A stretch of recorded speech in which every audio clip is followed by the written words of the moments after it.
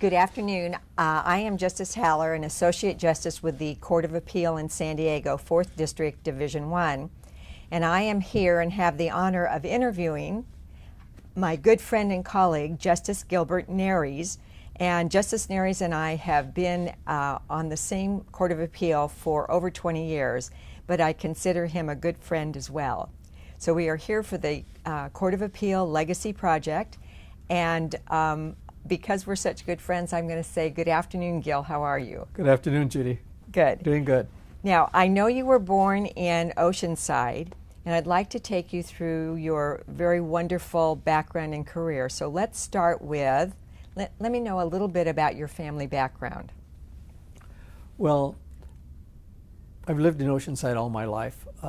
My grandparents, paternal grandparents, immigrated from Mexico, the town of Purépeto in Michoacán. And my great-grandfather told my grandfather, "There's no future for you in Mexico. Leave and never come back." And so he did. And he brought the family to California. They settled in Oceanside. I was never quite sure why they picked Oceanside, but it worked out well. They originally had been in Santa Ana briefly, I think. But they settled in Oceanside, and we were all raised in Oceanside. Now, how about your mom's side of the family? On the maternal side, my grandfather immigrated early on by himself to the United States, found work, found a place to work, and he came over with friends. And then, after they had located a place that they wanted to live in, which was Santa Ana, they went back to Mexico. And they brought back my mother, who was about 4 months old, and my grandmother. And they immigrated to the United States. And my mother asked my grandfather, why did you immigrate from Mexico? He said, "Well, I wanted a better life for my family. I wanted a better life for all of us. And leaving Mexico was the only way to get a better life." Okay, so your mom and dad, you think your mom and dad probably met in Mexico years ago, or no? I'm sorry. Wait, where did they meet? Help me with that. My parents? Yes, your mom and dad. They met here in California. They met in Santa Ana, I believe, through friends, and when they got married, they moved to Oceanside, and in fact, next to my paternal grandmother. All right. So you had a lot of family around you in Oceanside. And I know you had your elementary, junior high, and high school there. And let's take you to Oceanside High School. When did you graduate from Oceanside? I graduated in 1960 from Oceanside High School. And I'd gone to all the elementary school, Mission Road, and then Jefferson Junior High and high school. We had really good teachers, and I was very satisfied. Early on, I knew I wanted to be a lawyer, so. Where do you think that came from?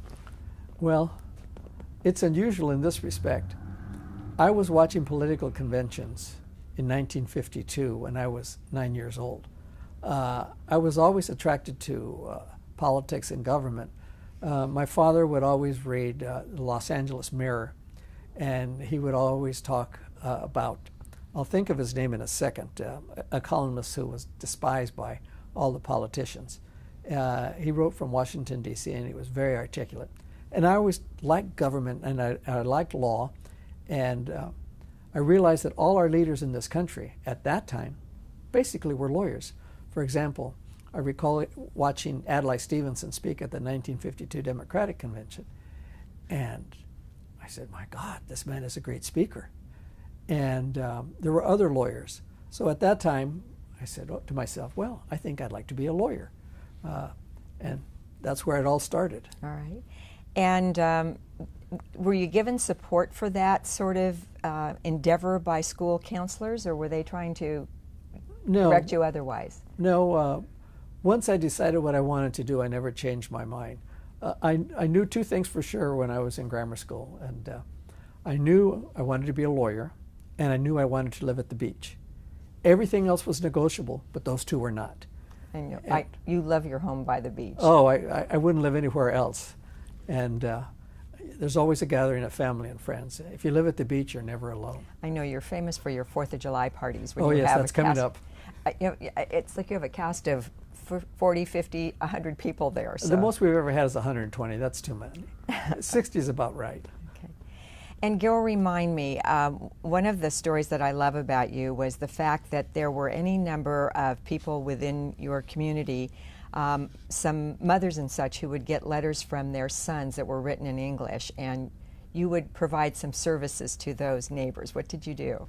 Well, I had an aunt who couldn't write in English or even in Spanish, and her son was serving in Lebanon, I think during the Middle Eastern crisis in the 50s. And so he would always send letters, and I would translate them for her. And he'd always send pictures, and like all military guys, he usually was out there drinking with friends. And so she asked me if I could write the letters. So I got paid $0.25 for every letter that I wrote. And then some of the neighbors heard about that, who also had sons in the military. So I wrote letters for them too. And I did this for a couple of years until they came back. And it was a great experience. Well, you were always entrepreneurial, I know that. So. Yes. All right, so you graduated from high school in 1960 and then went on to University of San Diego undergraduate. And what did you major in there? I majored in economics and minored in political science and philosophy. I wanted to major in political science, but I said to myself, well, what kind of work are you going to find if you major in political science? And I figured that with an economics background and some of the business-related courses to that, employment would be easier to find. All right, and that turned out to be true. It was true. Now, remind me, was it when you were at USD, is that when you drove the school bus? Yes. There was a school bus that went from Oceanside to San Diego to take students to the Catholic high school that was across the road from USD. At that time, there was another student from USD who was driving the bus, and he let me know about it. And he says, "I'm not going to be here, in another 2 years or so. Are you interested in coming aboard?" I said, "Sure." So for the first 2 years, he drove, and I was sort of the backup in case he got sick. And then that continued on for a while. I would have preferred to live on campus, but I discussed it with my parents, and it just wasn't affordable. Mm-hmm. I had 3 siblings. My father was the only worker in the family in terms of employment. And I tried it for 1 semester, and it was just not feasible. And so after I didn't drive a school bus, I would also work in the cafeteria. I did all kinds of other jobs to earn some money, and it worked out well. But I was determined to get an education. And I know you've continued your relationship with USD to this day. Yes, USD was very good to me. There was one professor on the undergraduate school that I held in very high esteem, Dean Irving Parker. He gave me a lot of encouragement. He was a great professor, besides being dean of students, and I've always been grateful for his guidance. Now, the school bus, one day you had an incident taking the school bus back to be parked overnight. What happened? Well, I took the bus in to be repaired, and while I was waiting for the owner to come out from wherever he was in the shop, this dog lunged at me. It was a German Shepherd, and he bit me. I still have the mark on the side of my leg. And I started yelling, and the man came over and says, "Oh, I'm so sorry. He was supposed to be locked up away from you." And so I hired a lawyer to represent me. And as it turns out, this is a very small world. And that lawyer was James A. McIntyre. And fast forward to now that I'm on the Court of Appeal, Justice McIntyre was a colleague of mine on the Court of Appeal, and he also remembered the dog bite case that took place back in, the 60s. All right, and because we have such a small world, you had that relationship with Justice McIntyre. I was hired initially by Justice Huffman, also on our court, so we become colleagues. And then our other now colleague, Cindy Aaron, was married and is married to Craig Higgs, who was someone I practiced law with. So there are any number of combinations of friendships within our court. As a matter of fact, when I told my father about the lawsuit, he said, there was a very good lawyer in that firm on the other side. His name is Fitzgerald. He said he represented me when my cement truck was hit and they were blaming me for it. And he said, he's a very good lawyer. So it's a small world that all these people that you meet later on in life were there as part of your life when you were young. Mm-hmm. And there are many intersections there. Yes, indeed. All right, so you graduate from USD and then you go on to USD Law School, and you graduated there in 1967, correct? Right. Okay. And did you have time at all to have work in addition to school, or? Well, no, I worked, one summer I actually worked at the Municipal Court there. They needed somebody who could speak Spanish. They had somebody who did a very good job, but they also said we could use a backup and you could do some clerical work. So I worked there one summer, and I really enjoyed it. It was a very positive experience, and the judges were very encouraging about going to law school. And court was only 2 blocks away from my house, so that made it easy. All right, but that was back in the late 60s, mid to late 60s. Right. And I'm not even sure we had certified interpreters at that point. So weren't there some informal services that you provided? Yes, but they had an interpreter. You're right. There was no certification, and so she asked me questions. And for example, I would refer to a store in Spanish as a tienda, but she reminded me that in Mexico it's called a mercado. So she said, depending upon who you're dealing with, they won't understand what you're saying. So it was also a life lesson about Spanish. Any classes or professors that stand out in your mind from your days at law school? Sullivan Taught criminal law, and right now I can't remember his first name, but yeah, Stacy Sullivan. Stacy Sullivan. Yes, I didn't Stacy know that Sullivan. was your professor. Okay. And he was an outstanding professor. He was a lawyer at Higgs Fletcher, if I believe. He was. And I actually got the highest grade in that class, and I earned the book for that class. Wonderful professor. Hugh Friedman was our corporations professor. I was very pleased with the education I got at the law school. I wasn't too happy that I had to commute every day, because that took a lot of time away from my studying. But you have to do what you do. And when you graduated from law school, did you have in mind a particular area of law you wanted to practice in, or was the important thing to get a job? Well, it was both. I wanted to get a job. I didn't know anybody. My family didn't know anybody. And so I started knocking on doors. And one firm wasn't very receptive, I think. And I won't attribute any reasons for that to them, but I have my suspicions. But the others were very friendly. They said, we don't have an opening for you, but there's a law firm about 3 blocks from here that is expanding. So I went over there and I introduced myself to the managing partner, who was Nick Banke. And he said, yes. He said, we're thinking about expanding. Tell me about yourself. And I did. And he says, you're hired.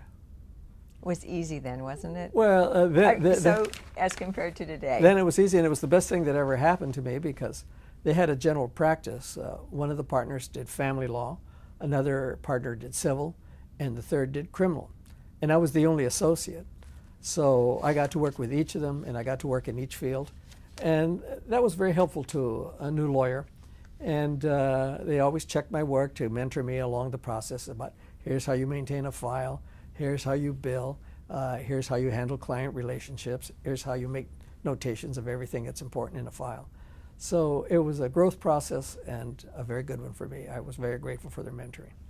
And did you do primarily litigation work or transactional, or a combination of everything? A combination, depending. If somebody had to go out of town, usually it was me. I remember trying a divorce case in Indio. I remember having to go up to Orange County to do a driving under the influence case. But and I think you recognize this, the legal world was much smaller than it is today. I could go into another county, and while I didn't know anybody, the lawyers there knew the lawyers in our county. And that was always very interesting, because sometimes the lawyers would say, where is that old so-and-so? And I'll skip what the so-and-so part was.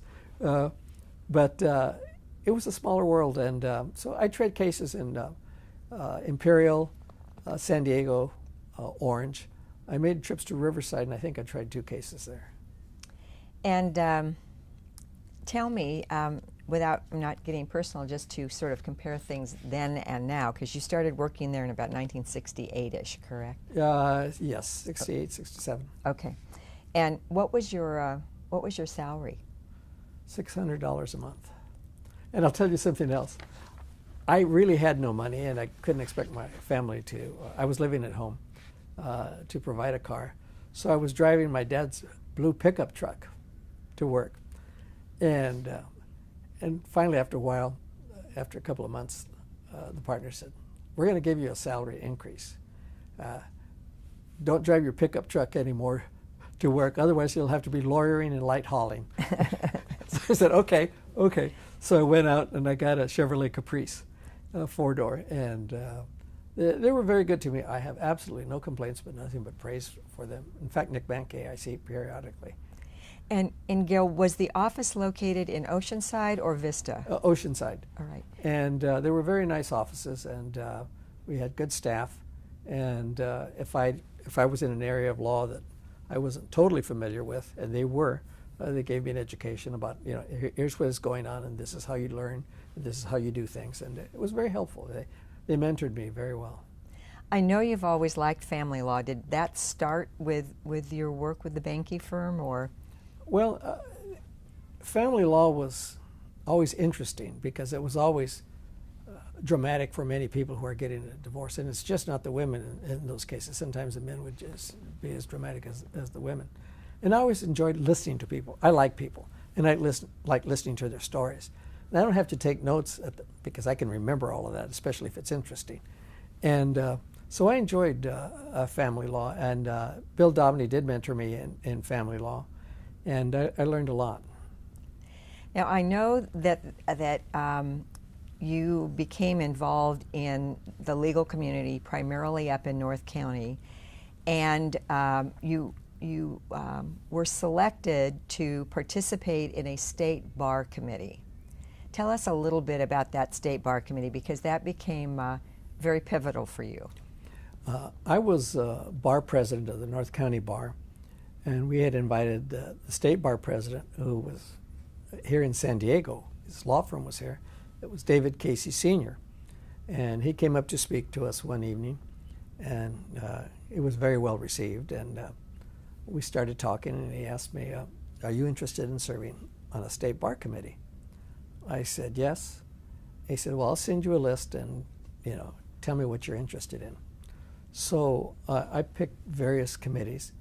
And I got my third choice, which was the committee, if I recall correctly, Committee on the Administration of Justice.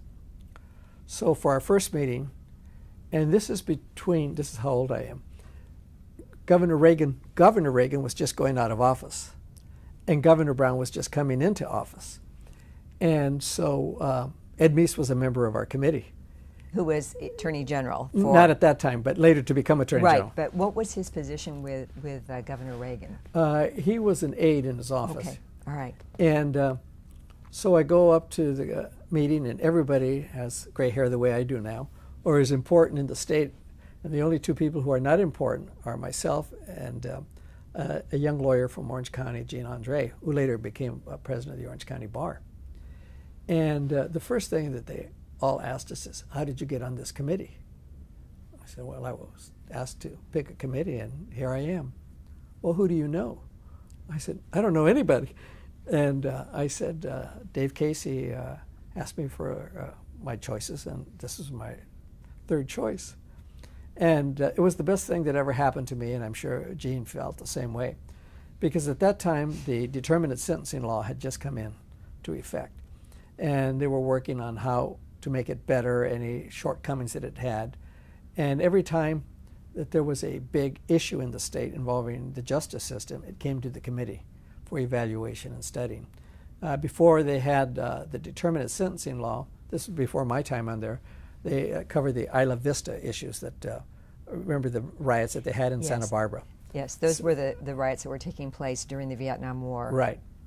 So it was a very important committee. Everybody who was there was important, as I said, except Gene and I.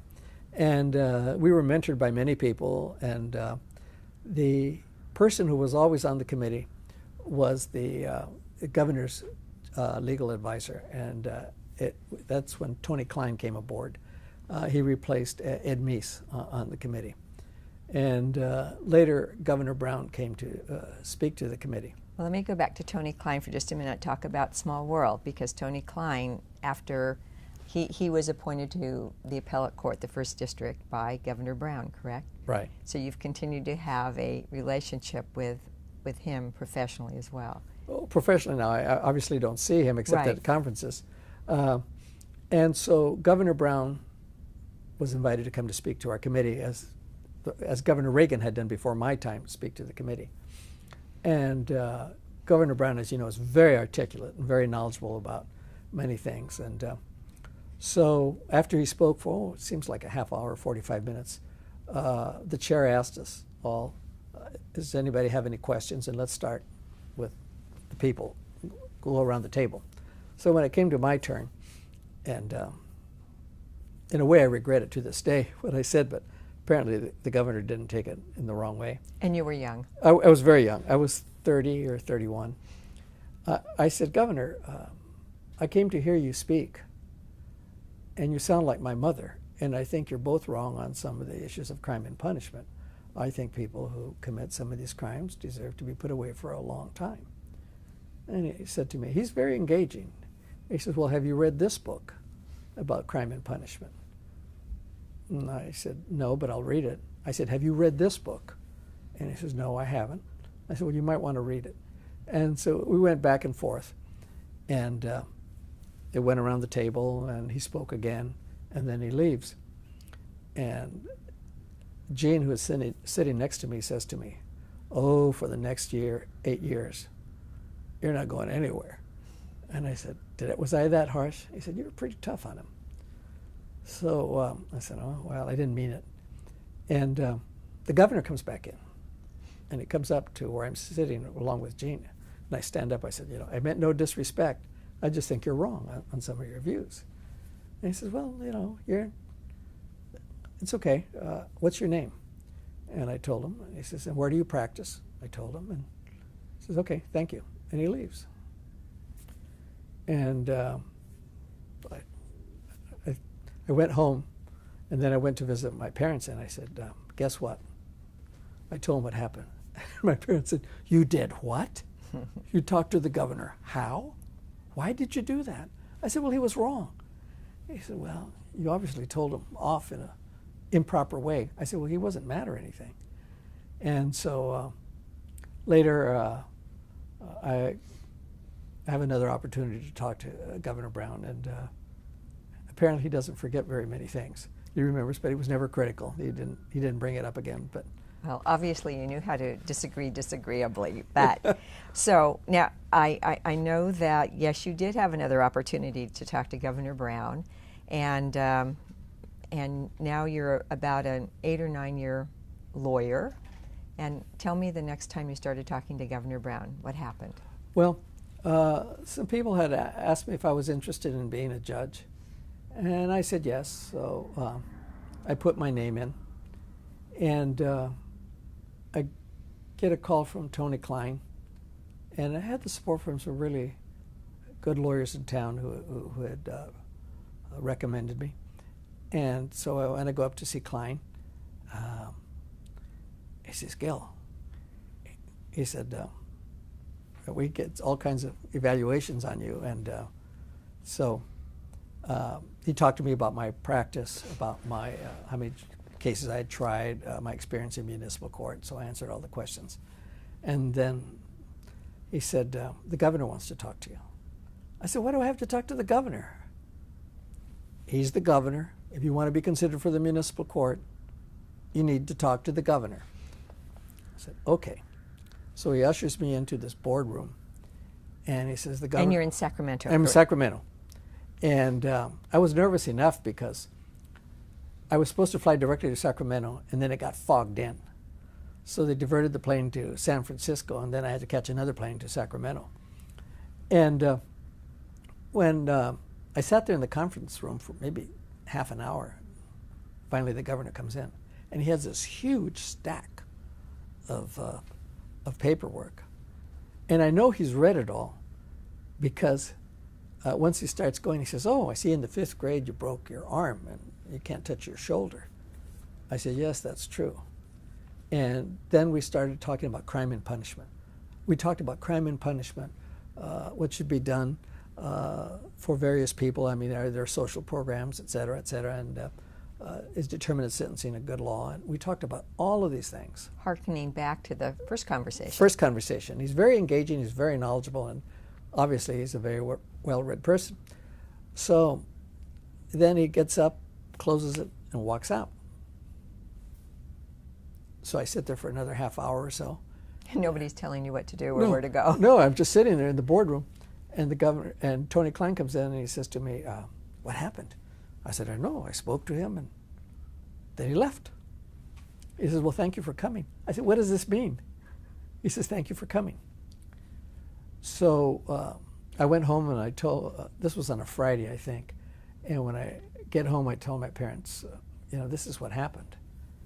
And my father is very wise, and he said, "Look, you're obviously being considered. He wouldn't bother to talk to you if you weren't being considered." I said, "Do you think so?" He says, "Yeah, I'm sure. He's not going to waste his time talking to somebody he's not considering appointing." So when I go to court on Monday at the Municipal Court, the judges tell me, the governor's office called on Friday, and they wanted to know about you, how you would fit in here with us, and we all gave you thumbs up. And later, 2 weeks later, he appointed me to the Municipal Court. How did the attorneys you were working with, were they supportive? They were supportive. Mm-hmm. I had been bar president. I had been active in the local bar, and they were very supportive. When I got the call to be appointed, I think I've mentioned this to you. This is a good story. We have to. Nick Banke and I had gone out to eat at a Mexican restaurant, and when we come back, the secretary runs up to me and says, "The governor called." I said, "Okay, what? Did he leave a number?" And I said, "Who am I supposed to call?" She said, "No, he called." I said, "Okay." So I called him back, and then he starts talking to me. He's talking about crime and punishment. We talk about all of these other issues, determinate sentencing, justice system, and we talk about everything. And then he says, "Good talking to you." I said, "Governor," I didn't know whether to say this, but I did. I said, "Governor, did you call me for a reason?" He says, "Yes, you're appointed to the Municipal Court." Then I get a call from Tony Klein. He says, "The governor just told me he appointed you." And I said, "That's what he told me." He says, "The certificate's on its way." And that was my introduction to Jerry Brown. I really have no criticism of Governor Brown. He was very good, very not only to me but to others. He thinks a lot about the criminal justice system and how it can be improved. And he was right about one thing that wasn't necessarily well received at that time, and that is that California was becoming very diverse in terms of its population. And he was ahead of his time by realizing that and implementing that to make sure that those who serve the public are as diverse as those who are being served. Yes, certainly, because you were appointed in 1976, and one of the things he did and was very important to him was diversity in terms of ethnicity and gender. Yes, those were two very big issues for him. All right, so now you are Judge Nares on the Municipal Court, and you served the entire time up in Vista, correct? Yes. All right, and that was one of our outline. It's about 50 miles from downtown San Diego? It's at least 45, yes. Okay. And let's talk a little bit about that. Approximately how many judges were on the Municipal Court? Oh, I think there's about 5 of us. Okay. And then later expanded to, I think, about 7. And on the Superior Court, there were only 2 judges there at the time, or maybe 3. and later that got expanded too as the population grew. So you, at some point, I know, you were only on the municipal court for about 2 years, correct? Right. And in that time, you became a supervising judge up there, correct? Yes. All right. And there were some pretty practical things that you did when you were a judge in municipal court on small claims, and let's talk a little bit about that, because you and I both agree that would not happen now. No, that would not happen now. But this is back probably 76, 77. You know, people come to a small claims court, and I'm sure that's true today, and they have a problem, they want it solved, and they want to be able to get out in a reasonable time. And I think this is true in Southern California. Many people do not speak English, and so you need to get interpreters. Well, there are no interpreters provided in small claims, but if there is one available, most courts will provide the interpreter. And I remember this case where the landlord in Carlsbad was suing the tenant, and the tenant didn't speak English, and so I spoke to the tenant in Spanish, and I said, are you going to get a lawyer, or are you going to get somebody here to interpret for you because we can't provide one? And he says, no. And then the landlord says, I speak Spanish. I said, well, I speak Spanish. He says, why don't we just hear this in Spanish and you rule on it? I can't afford to be coming back on a small claims case. And then I spoke to the tenant, and he says, I can't afford to either, because otherwise I'll lose my job and I'll lose another house that I'm just renting. So I said, okay, we're going to do this in Spanish. And the clerk says to me, what am I supposed to do? I said, well, I'll tell you what happened, and you just write it down, and that'll be it. And so we did. I rendered my judgment, and it worked out. Everybody went away happy. And I know it's probably not the way you should do it, but when you're dealing with people who work hard for a living and they come to court, they're losing time, and you can do something to solve the problem, let's solve the problem. And we did. And so now I think they have interpreters that may be available. And you and I have talked about that. It's somewhat akin to the fact now that people want to be able to do their business online. Yes. Because they don't really have the opportunity. It takes too much time. And so it's funny how your solution may resolve in a technological way nowadays. But it worked out because the landlord could speak Spanish, and that helped enormously. But you know, people shouldn't sit around for a long period of time, and there's still a lot of places they can work on outside the justice system. I know the DMV. My Lord, you can get there at 8 o'clock and not get out of there till noon, and so it's a problem. So 2 years later, you were appointed, and now we're up to 1978. You're appointed to the San Diego Superior Court. How did that appointment process? Smoothly. That one just, I put my name in. I was asked to put my name in, I did. And I got evaluated. I went before the Jennings Commission, and then I got the appointment. Right. And literally, you barely had the tenure requirement to be Yes. appointed to the Superior Court. Yes. All right. And that was Governor Brown, too. Yes. But you didn't have the long conversation Oh, no. at that time. Actually, I had no conversation that I can recall with Governor Brown. He knew who you were. Yes, he did. All right. So you were on the Superior Court for about 10 years, 1978 to 1988, when you were appointed to our court. And what kind of assignments did you have? In the Superior Court? Yes.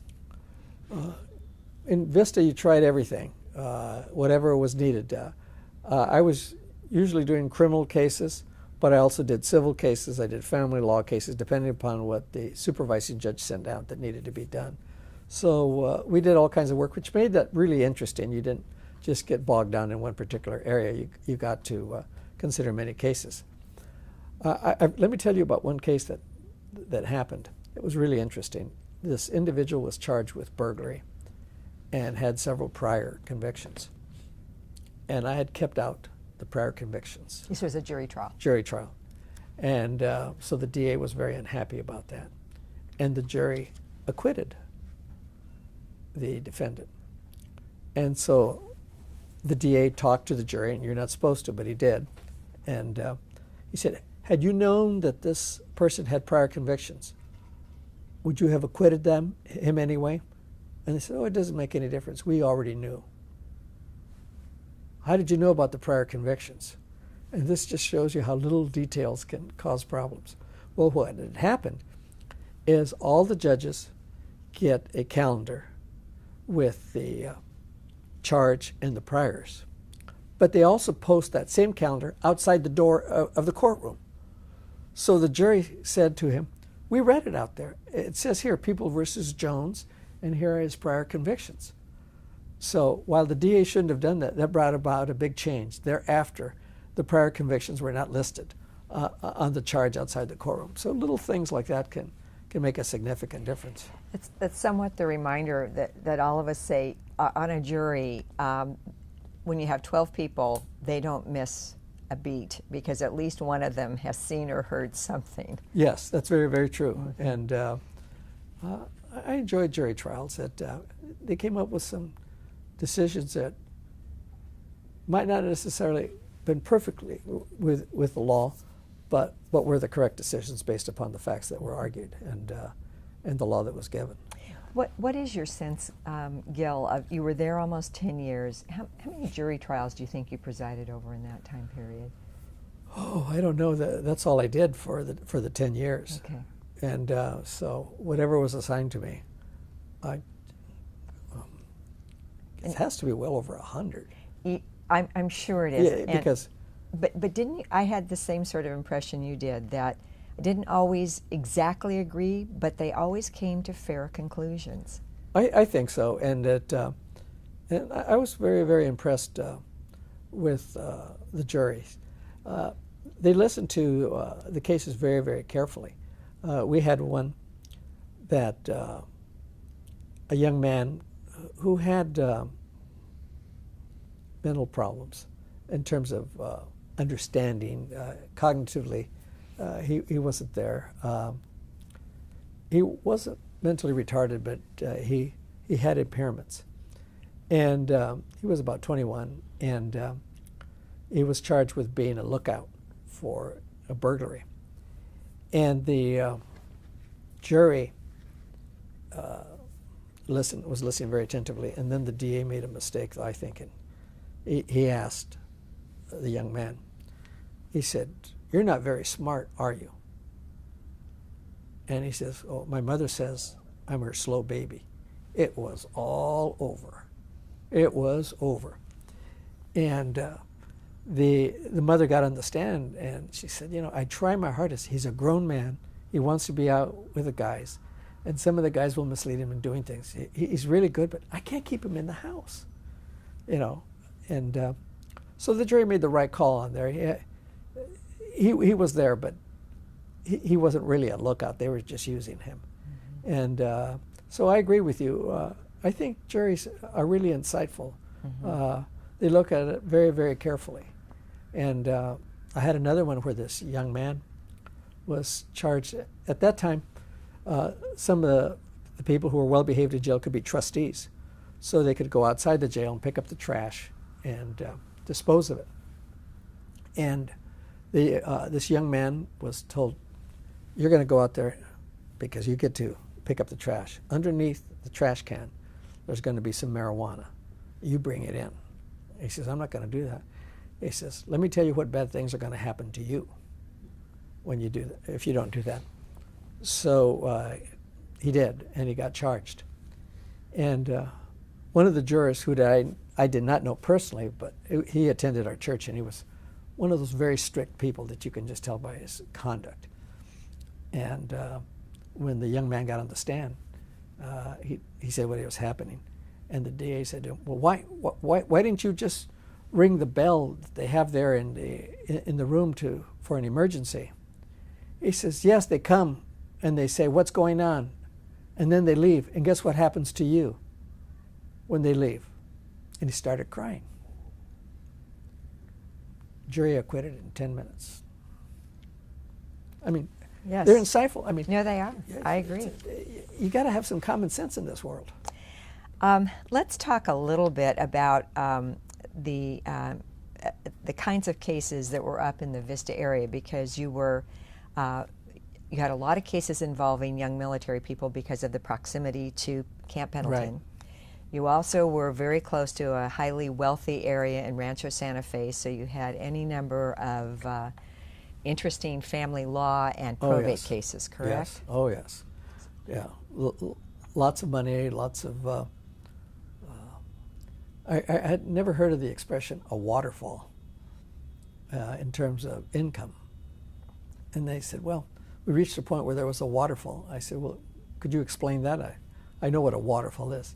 He said, well, the business reaches such a state that just on its own, the money just starts pouring in. I said, I understand that very clearly now.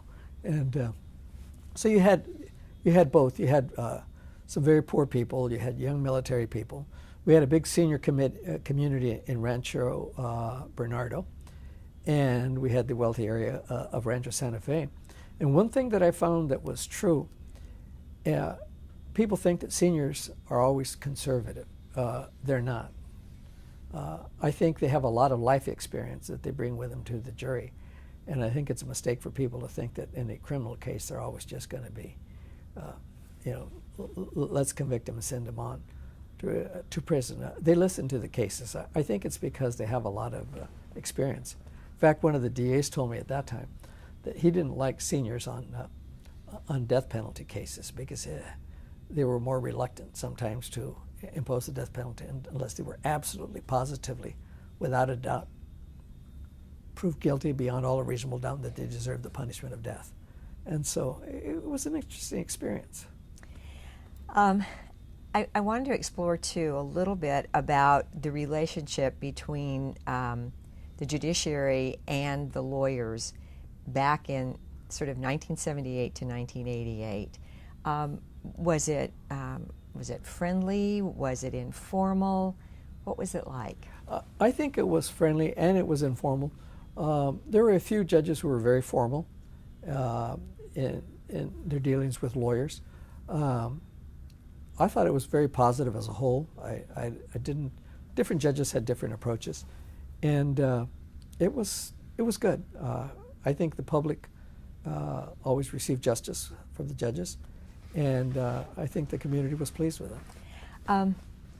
There used to be a practice after an attorney would participate in a jury trial of both sides, the DA and the defense attorney, or the plaintiff's attorney and the defense attorney, would come to the judge for constructive criticism Yes. in terms of how they had conducted themselves and what went well and what didn't.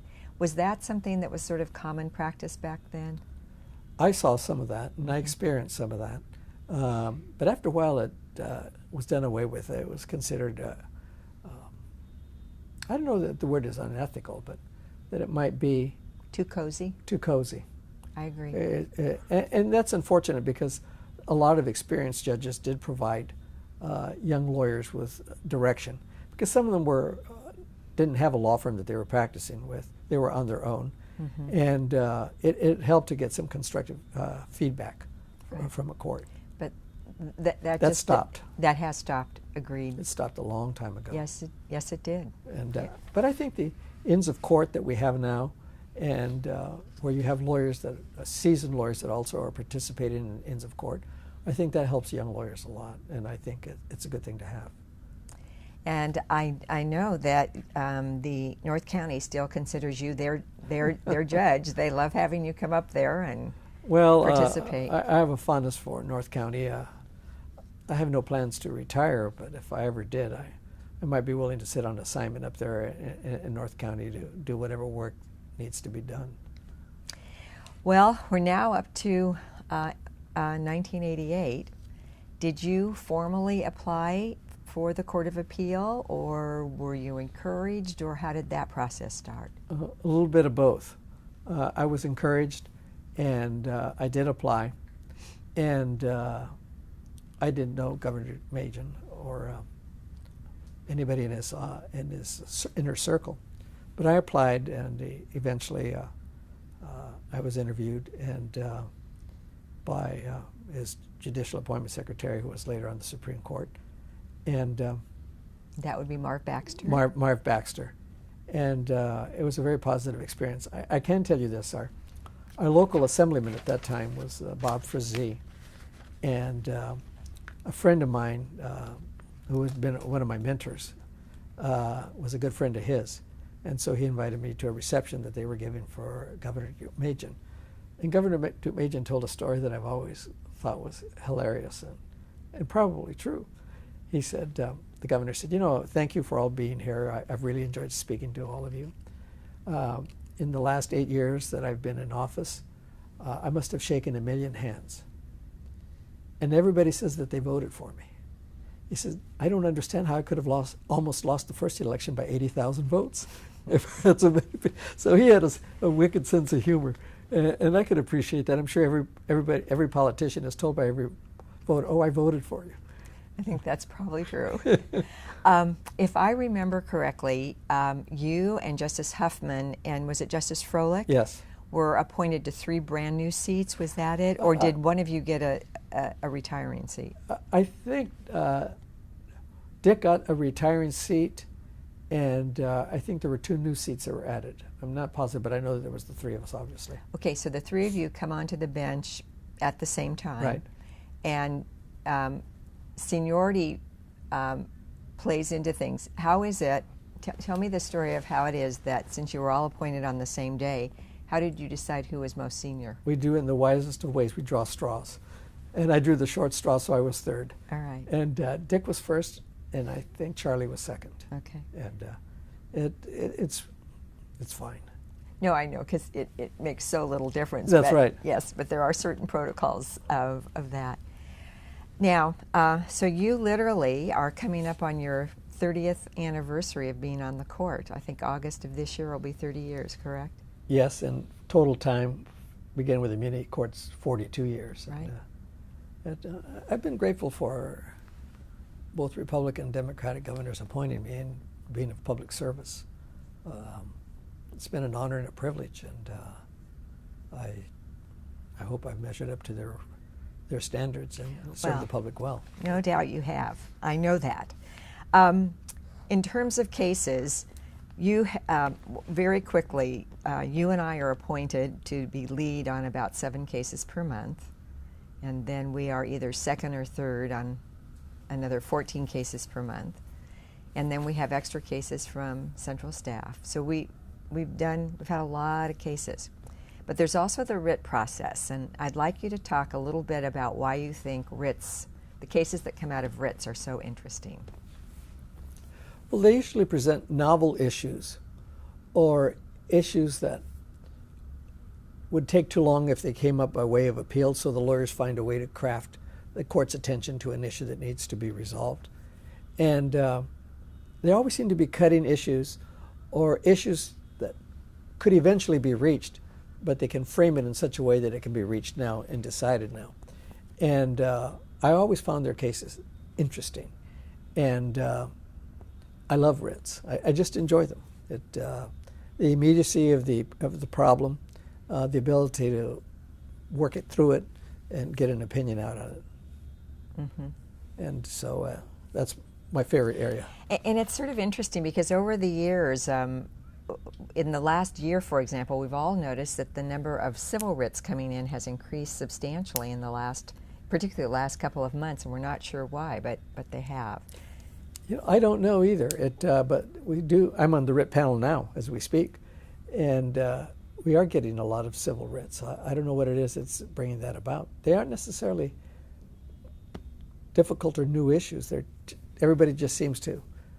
Maybe they want to satisfy their clients. I don't know. And say, look, I don't think we're going to prevail on this, but we'll give it a shot and see what happens. That might be part of the problem. I don't know.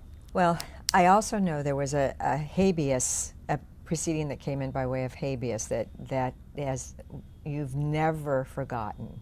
So let's talk about that. This is the case that I will remember for the rest of my life. I was acting presiding judge, and I was also on writs. And this pro per writes a letter to the court saying, I'm in prison. I didn't do it. My family has now abandoned me. My lawyer says to, accept my punishment. All my family and friends have abandoned me. I didn't do it. And And in your time, you've seen any number of I people represented some of these people too. All right. And he said, I didn't do it. And he said, I'm in prison now, and there are a lot of bad people here, really bad people, but they deserve to be here, but I'm not one of them.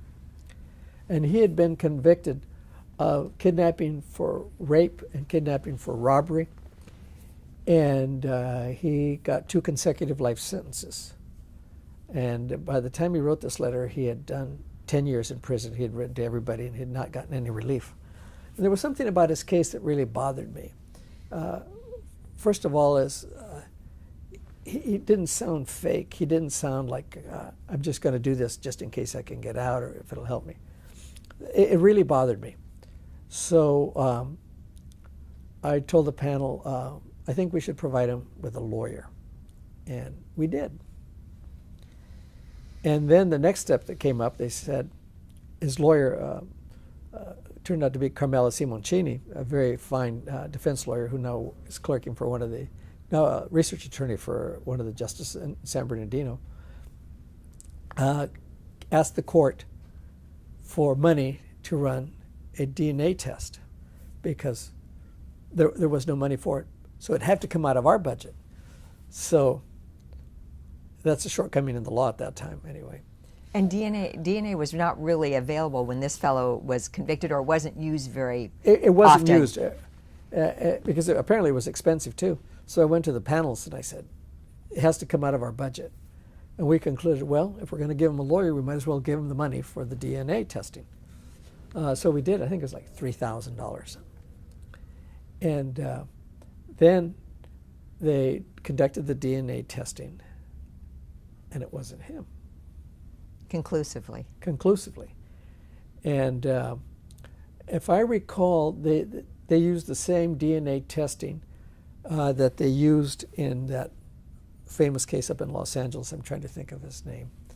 The former football player. Oh, O.J. Simpson. I think they used the same test. Okay. And it was clear. Even the DA agreed. Oh, it can't be him. And but this man did 10 years in prison for something that he didn't do. And when he was released, he and the victim spoke to each other, apparently, from what I understand. And I'm sure she regretted what had happened. But here's a young black man who did 10 years in prison for something that he didn't do. And probably the worst thing that can happen in the judicial system is to have somebody incarcerated for a crime for which they were convicted, which is not true. And so mistakes are made, and I'm glad that science helped clear him. Mm-hmm. Otherwise, he would still be there. And that's a tragedy. I mean, I can't imagine being imprisoned for something that you didn't do. You know, over the years, we've talked many times about the role of an appellate court versus the role of a trial court, and how what we do is prescribed by the standards of review. But there must have just been something, kind of an instinct, a gut level reaction to this? It was the way he wrote his letters. I thought there was something wrong, but I couldn't put my finger on it. But I just thought that there was something wrong, and we should take a look at it. And I said, well, at least let's give him a lawyer. And then the lawyer says, well, we need money for the DNA testing. I said, well, we've gone this far. We might as well take the next step. And the DNA is conclusive one way or the other. Yes, and it was conclusive. And but 10 years, he got an award of money for the time he had spent in prison. But money is no substitute for 10 years of your life incarcerated for something that you didn't do. And I met him. Oh, you did? I didn't know. Well, his attorney was honored at the Federal Defender's Dinner. Yes. As well And, she should have been. As she should have been. She was a very good lawyer. And he's fortunate. He got a very, very good lawyer. And he came up to me and he introduced himself. And he said, "Thank you." And I said, "Well, thank your lawyer." I said, "But I read your letter and it was very impressive. And I knew there was something off, but I couldn't put my finger on it. But I said, the way you articulated what you had said persuaded me." He said, "Why did it persuade you?" I said, "Well, it was the sincerity of your words and the fact that you said there's a lot of people here who belong here and should never get out, but I'm not one of them." And so it worked out well. And I think that's the worst thing that can happen to the justice system, when somebody is convicted for something that they didn't do and it's never rectified. Or if it's rectified too late. And but I'm glad it worked out for him. Well, Gil, over the years, our court has had, my numbers are going to be off, but we do about 40%. I mean, they're grossly correct.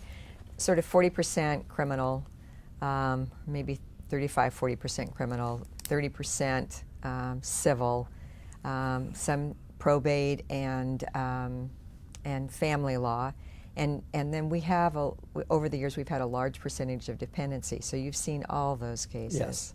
Okay. Yeah, they all come through, and I like reading the background information on cases. I like knowing what's really going on, and then I'll get to the law, but I like to know as much factual information as I can get. What's your sense about oral argument? And does it matter? Do you enjoy it? It does matter. When I was appointed to the Court of Appeal, my strong supporter of Judge Lepardo, who was an outstanding trial judge and trial lawyer, said to me, "Gil, remember this when you go to the Court of Appeal. Oral argument is the heart of your case, and the brief is the brain of the case. They both need each other, and it's very important that they both be present in a case." And so I've always looked at it that way, that the brain has to be there before you can get to the heart in terms of the advocacy. And the quality of the writing is very, very important. What I do in in preparation for reading the briefs, I read all the outlines first. The table of contents outlines. Table of contents. I read all of them. I read and then I go back and read the briefs, because this gives me an idea where I'm headed. Mm-hmm. And this also tells me what the other side is saying in response. And I have found that very, very helpful. And it's, but I think that's the relationship. I think oral argument is important. I don't think if you ask for oral argument, I don't think you should get up there and say, "I waive oral argument, I'll just respond to what the other side says." But it is important, but you have to remember that it's the heart of your case, not the brain of your case, because the brain is the brief. Mm-hmm. And the law that controls. And the law that controls, and your oral advocacy is what helps persuade the court of the correctness of your position. Are there any civil cases that stand out in your mind? I mean, you have been involved in hundreds. Maybe we're approaching 1,000 if you talk about lead cases and participating cases in writs and. Well, I'm trying. I always forget the name of the case. I think it begins with an S. Well, tell me the subject matter. Well, let's see. Well, I'm trying. What was that case where the Supreme Court took it? Oh, you're talking about Brinker? Brinker. The wage and yes. Do you have to provide meals? Are they Yes. mandatory or provide? What do you have to do as an employer? Yes. When I looked at that case, the bar was saying to all the justices throughout the state, do something, decide a case. And because there were all these class actions Yes, right. about what an employer has to do. And mine wasn't quite ripe. But, I kept reading all of these things. Do something. So I did it. And in the introductory paragraph to the Supreme Court's opinion, they say, well, while this case may not be you know, ready in the normal fashion, I'm summarizing, we're going to address it. Sometimes the law is too slow in responding to problems.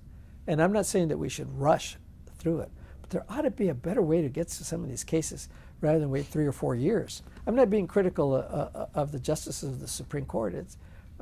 They have an awful lot of work, and they make the law, and so they have to make sure that it's just and correct. But there ought to be a way to get through this process a lot faster than we do. I do not have an answer. Well, let me take Brinker as an example of when you started, and certainly when I started, we had any number of really interesting civil cases. But I think our perception has been that they have become more complex, more difficult. Yes, yes, that's definitely true. No one appeals a simple civil case anymore. We used to have some simple civil cases in the beginning, but they're all gone. It's either too expensive or for litigants to entertain an appeal. But all the cases that come up are complex. They require a lot of time and analysis, and a lot of money apparently too to appeal. So that is a big problem, and it takes so long to have a decision. I think in Brinker it took over 5 years, maybe longer. And as I said, I'm not being critical of decision makers. No. I was going to say, but the good news is at the Court of Appeal level, cases are getting resolved very quickly after the briefing is completed. Yes. And by very quickly, I mean very large percentage within 6 months. And I must add that the workload has increased substantially for each of the justices. Mm-hmm. It used to be that you'd get 5 or 6, but now we, with so many people, and we have a larger staff, you have to pedal a lot faster just to keep up, mm-hmm. Because you're getting cases every week from a different lawyer that you're working on or with, and so there's just a lot of work. Well, I know that in Brinker it reads affirmed in part and reversed in part. How do you feel when you get reversed by the California Supreme Court? Well, I made a mistake and it needs to be corrected. I don't take it personally any more than I would think that a trial judge should take it personally when they get reversed. I heard a funny story about that. I had attended an appellate conference someplace I think it was in New York, and one judge was asked, well, how do you feel now that you're on the Court of Appeal? He said, well, when I was a trial judge, I got sick and tired of being reversed by judges who knew less law than I did. He says, now that I'm on the Court of Appeal in my state, the trial judges are saying that about me. So somebody has to make the decision, and not everybody's going to be happy. Mm-hmm. And I think when you give it the best that you can in terms of analysis and argument, that's all that you can do and that can be expected to do. Fortunately, we have a really good system of review, so I think justice as a whole predominates. In terms of our legal community, how would you compare your experience as a young attorney to young attorneys now? Well, I was really mentored, and I was always very grateful for that. And I don't know that I don't know if firms are doing as much mentoring as they did with us. I think the billing is really more important now than ever, and the young lawyers are really worked very, very, very hard, and usually they're very, very bright. But I think the world has changed. The pace seems to be much faster, mm-hmm. Because we see it at the end when we are getting all of these cases, and that's accelerated over the years. And but I think young lawyers are better prepared. Well, and they certainly become highly specialized, particularly within civil. Oh, I think that's very true. And you can't be, civil is like this, if I use that example in terms of the areas of the law, whereas criminal law is more narrow because it's statutory. And I think it is easier for civil lawyers to learn criminal than those who practice criminal law to learn civil. Mm-hmm. And but fortunately you find talented lawyers in both fields who who can cross and do it well. When you're on the trial court, you make any number of decisions, but you're the one, it's just you. Yes. You're the decision maker. Up here, it's three of us. How is that process different? How Well, does it change the way you resolve the case, if it does? Well, three people can sometimes look at the same case slightly differently, and I think it helps to get the opinions of two other people, because after all, what we are creating is law for the lawyers to follow and the public to be bound by. And it helps to have three hardworking minds on a case.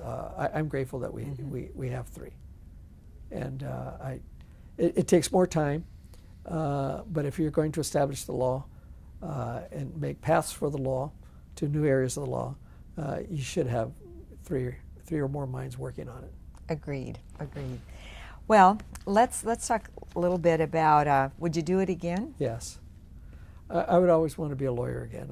I have no regrets. I have no regrets about being appointed to the bench. I sought it out, and I'm very happy. I work with great people. We have great staff, and the issues are always interesting. There's always something new. Just when you think you've heard a lot of it, you haven't. I know, isn't that amazing? Yes. Every now and then we'll get something you say, never ever seen this before. I can't believe this, but here it is. Yeah. And so it's always challenging. Right now, I just think that we get an awful lot of cases, and we're moving as fast as we can. And the work doesn't seem to be slowing down. The amount of work that comes through. And I just want to make sure we always have enough time to give them all the attention that they deserve.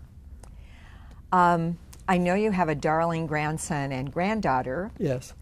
Are you encouraging them to, I know they're proud of their grandpa. Well, they've come here and they asked me what I do. And I took them to the courtroom and so they could see. I'm going to encourage them to do whatever, and I have, to do whatever they want to do and do it well.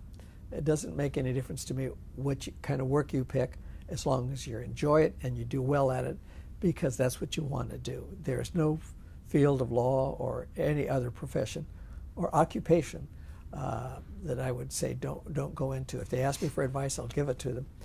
But whatever you do, enjoy it. If you don't enjoy your work, you won't be very good at it. I don't care what it is. And so it's important that you enjoy the work. I did mentor a friend of mine's son, whose father was a very commanding person, if you know what I mean. I do. And he wanted his son to go into his line of business. And the young man wanted to be a professor of some kind down the line. And he says, what am I going to do? I said, well, talk to your father. He says, well, you need to talk to him. I said, well, I really can't interfere, but let me tell you this. Why don't you bring it up? And eventually he might bring it up to me. And then I'll tell him. And so eventually we had the conversation, but I don't believe in forcing or directing kids to a certain area. I think if they think that they're lost and they want to talk about it, usually if you talk with them after a period of time, you find what their interests are and what their passion is and what they would be good at. And I think that's how you help those who are undecided go into an area of or an occupation or profession that they would enjoy. But I'd recommend the law to those who ask me, but I said, don't pick anything for prestige or money. Pick it because you enjoy it and you think you'll be good at it. Otherwise, you'll be miserable. And so will everybody else who deals with you. That's for sure. Now, over the years at the court, we have an externship program, and I know that you are very actively involved in that, and you've had at least 2, if not 3, each year. What kind of advice do you give to new, young, aspiring law students and or lawyers? Well, I tell the students that when you go out there, they're really going to work you hard. They're going to work you very, very hard. And you're going to have to be running at a fairly fast pace if you go to work for a private law firm. I said, always do your work, give it your best work, deal with the staff in a very engaging manner. They're part of your team. Don't just dump work on them. If you know you have to have something done by next Wednesday, don't wait till Tuesday to tell them. Tell them now that this work is coming down the line, so when they're dealing with their supervisors or others, they can factor that all in. And I said, there'll be some times when you have to work on Saturday and Sunday. That's just the way it is. But try to plan as much as you can, be considerate of the staff, and I think it'll all work out. But yes, you will feel overworked in the beginning. And the better you are, the more work they give you. I said, you ought to worry if they don't give you any work. I had a young man, very, very bright, went to work for a law firm. And he was hired at the same time as two other associates. And he called me in a couple of months, and he said, you know, I'm really unhappy. I said, what's going on? He says, I'm busier than ever. And I just get this work dumped on me all the time. And he says, and the other two associates aren't getting any work or get very little. And here I am buried. I said, do you know what that means? It means that you do very good work. The lawyers trust your work. They know you can get it out and that you do excellent work. Those other two lawyers aren't going to be there in another 2 or 3 months.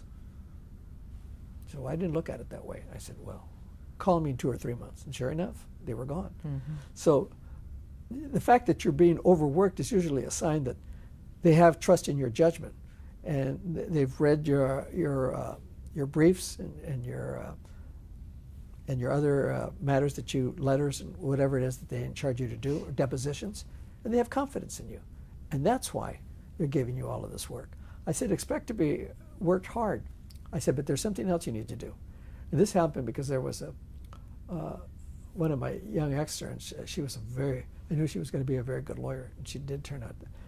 And I said, keep your family informed about your schedule.